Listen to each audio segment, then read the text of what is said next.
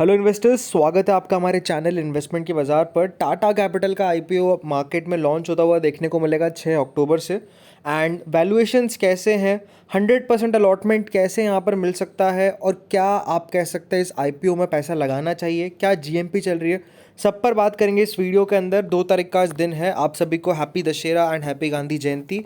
Overall यहाँ पर ये वीडियो सिर्फ एजुकेशनल पर्पस के लिए है। सोच समझकर आप अपना इन्वेस्टमेंट करें किसी भी आईपीओ या फिर शेयर के अंदर। फर्स्ट ऑफ ऑल आप देख सकते हैं तीन बड़े बड़े आईपीओज आ रहे हैं। WeWork India 3000 crore, Tata Capital almost आप कह सकते हैं 15,500 crore and LG Electronics 11,700 crore. तो पूरा पैसा ऑलमोस्ट 30,000 करोड़ रुपीज़ यहाँ पर इन तीनों आईपीओज में जाते हुए देखने को मिलेंगे। एंड टाटा कैपिटल आईपीओ पर सबसे पहला सवाल, सबसे बड़ा सवाल कि इस आईपीओ का प्राइस बैंड अनलिस्टेड प्राइस से इतना नीचे क्यों रखा गया। तो उसका सिंपल सा रीज़न है वैल्यूएशंस। जी हाँ दोस्तों, अगर आप प्राइस बैंड की बात करेंगे, जो कि टाटा का अनलिस्टेड प्राइस चल रहा था वो 1125 रुपये के आसपास चल रहा था। एंड उससे ऑलमोस्ट 70% नीचे कंपनी अपना आईपीओ लाती हुई देखने को मिली है। एंड ऐसा क्यों करा गया है? क्योंकि कंपनी के वैल्यूएशंस काफ़ी ज़रूरी होते हैं। अपन ने प्रीवियस केस देखे हैं एचडीबी फाइनेंशियल में, एनएसडीएल में, जहाँ पर भी आप कह सकते हैं अनलिस्टेड पर इतना प्राइस था एंड वहाँ से भी काफ़ी नीचे प्राइस बैंड लाया गया। तो वो ऐसा ही होता है डेफिनेटली दोस्तों। जो भी लीड मैनेजर्स होते हैं, डेफिनेटली मार्केट के जो पीयर्स होते हैं, उनके बेसिस पर कॉम्पिटिटिव प्राइस कंपनी अपना लाती हुई देखने को मिलती है। दैट्स वाई यहाँ पर आप कह सकते हैं आईपीओ का प्राइस बैंड उसके सही वैल्यूएशंस पर लाया जाता है हमेशा, आप कह सकते हैं ओपन मार्केट्स के अंदर। And that's the main reason. आप देख सकते हैं एचडीबी फाइनेंशियल, एनएसडीएल के आईपीओज भी ऑलमोस्ट 40 से 35% नीचे अपने को आते हुए देखने को मिले फ्रॉम इट्स लिस्ट, आप कह सकते हैं unlisted space. And overall definitely यही आप कह सकते होता हुआ देखने को मिलता है। और अगर आप अनलिस्टेड प्राइस पर आईपीओ लाते हैं तो उनका डेफिनेटली वर्स इफेक्ट पड़ता है। हमने पेटीएम के केस में देखा 2100 या फिर 2200 रुपये के भाव पर आईपीओ का प्राइस बैंड आया था एंड उसके बाद ऑलमोस्ट आप कह सकते हैं 300-400 तक स्टॉक का प्राइस क्रैश किया है। तो वही ये वैल्यूएशंस बहुत इंपॉर्टेंट होते हैं, इसलिए डेफिनेटली ये आईपीओ जो है इस वैल्यूएशन पर आता हुआ देखने को मिला। और एक्सपेक्टेशंस ये थी कि 343 पर आएगा, बट उससे भी थोड़ा नीचे 326 के आसपास प्राइस बैंड सेलेक्ट हुआ है, जो कि बहुत अच्छा प्राइस बैंड रखा गया है मेरे हिसाब से।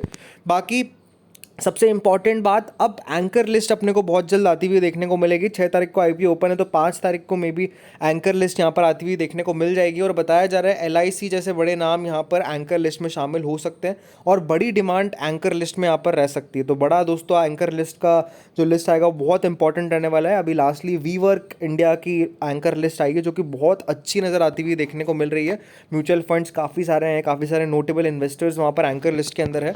बाकी टाटा कैपिटल आईपीओ 15,511 करोड़ का है। फ्रेश इशू का पोर्शन डेफिनेटली कम है, बट ठीक ठाक फ्रेश इशू है। 6,846 करोड़ का फ्रेश इशू है एंड 8,665 करोड़ का ऑफर फॉर सेल है। ओवरऑल अगर आप वैल्यूएशंस की बात करेंगे, 15,000 करोड़ फंड के प्रिंसिपल ऑलमोस्ट 1.38 लाख करोड़, जी हाँ 1,38,382 करोड़ की कंपनी की करंट मार्केट कैपिटलाइजेशन होगी जिस वैल्यूएशन पर कंपनी अपना आईपीओ लाई है। अगर आप पी का वाइज देखेंगे तो 33.24 का पोस्ट पी मल्टीपल यहाँ पर रहता हुआ देखने को मिलेगा।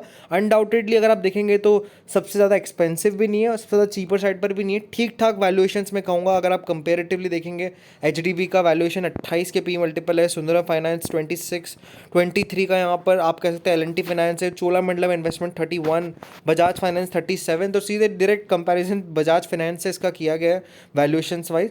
बट मैं यही कहूँगा कि टाटा अच्छी कंपनी है। टाटा एक आप कह सकते हैं मीन्स ट्रस्ट होता है, बड़ी कंपनी टाटा, और डेफिनेटली बड़े compounded returns year on year basis पर कमा कर दिए हैं टाटा ने। अभी डेफिनेटली कुछ कुछ स्टॉक्स अंडर परफॉर्म कर रहे हैं, but overall long term perspective हमेशा टाटा ग्रुप का पॉजिटिव ही रहा है। बाकी यहाँ पर अगर आप बात करेंगे अलॉटमेंट की, तो अलॉटमेंट कंफर्म इसलिए मिल सकता है अगर आप इसको कंपेयर करेंगे एचडीबी फाइनेंशियल के साथ। तो एचडीबी फाइनेंशियल का आईपीओ आया था 12,500 करोड़ का, और उसका भी हाल कुछ ऐसा ही था, ग्रे मार्केट में 5-6-7% के बीच का प्रीमियम था। लेकिन उस आईपीओ में रिटेल को कंफर्म अलॉटमेंट मिलता हुआ देखने को मिला। अगर आपने 2 लॉट लगाई है, 2 के 2 लॉट भी मिलती हुई देखने को मिली है। एंड ये आईपीओ तो और बड़ा है और इसमें साइज 35% का है रिटेल का। तो कहीं ना कहीं अलॉटमेंट कंफर्म मिल सकता है इस आईपीओ के अंदर। अंदर, रिटेल के अंदर खास तौर पर। बाकी HNI में मेरा एक्सपेक्टेशन है कि 6 या 7 में से एक का नंबर लग सकता है, फिर 5 में से एक का नंबर लग सकता है। बाकी रिटेल में तो ऑलमोस्ट कन्फर्म्ड अलॉटमेंट आपको यहाँ पर मिल सकता है। ऑलमोस्ट जो भी IPO में अप्लाई करेगा उसको अलॉटमेंट यहाँ पर ज़रूर मिलता हुआ देखने को मिल सकता है। बाकी अगर आप बात करेंगे प्राइस बैंड की, तो प्राइस बैंड ऑलमोस्ट 326 रुपये के 46 शेयर्स आपको मिलेंगे 10 रुपये के फेस वैल्यू पर। ग्रे मार्केट प्रीमियम में एक ज़बरदस्त एक्शन है, 7% का प्रीमियम यहाँ पर चल रहा है, ठीक ठाक प्रीमियम है फॉर 15,000 करोड़ IPO, क्योंकि कहीं ना कहीं 15-15 हज़ार करोड़ के IPO जब आते हैं तो उनकी सप्लाई काफ़ी ज़्यादा होती है, डिमांड कम होती है, लेकिन उसके बेसिस पर भी अगर आप देखेंगे 7% की प्रीमियम अच्छा प्रीमियम है। मुझे लगता है कि कहीं ना कहीं 5 से 10% के बीच में ये IPO लिस्टिंग हो सकता है, क्योंकि मार्केट्स 1 तारीख को अभी प्रीवियसली कल के दिन अच्छा रिकवर करे हैं। ऐसे ही मार्केट में अगर रिकवरी चलती रही 25,500 तक भी अगर निफ्टी पहुंचता है at the time of IPO listing, तो कहीं ना कहीं बहुत अच्छी लिस्टिंग यहाँ पर टाटा कैपिटल की हो सकती है। तो वर्डिक्ट यही है कि अप्लाई करना है प्योरली लॉन्ग टर्म बेसिस की। अगर लिस्टिंग गेन पर गेन्स मिल गए then it's well and good, but long term में बढ़िया रिटर्न्स आपको टाटा कैपिटल जैसी कंपनी कमाकर जरूर दिखाएगी। तो होप सो आपको वीडियो पसंद आया होगा। ऐसे इंटरेस्टिंग अपडेट्स के लिए मेरे चैनल को सब्सक्राइब करें। Thank you friends watching this video.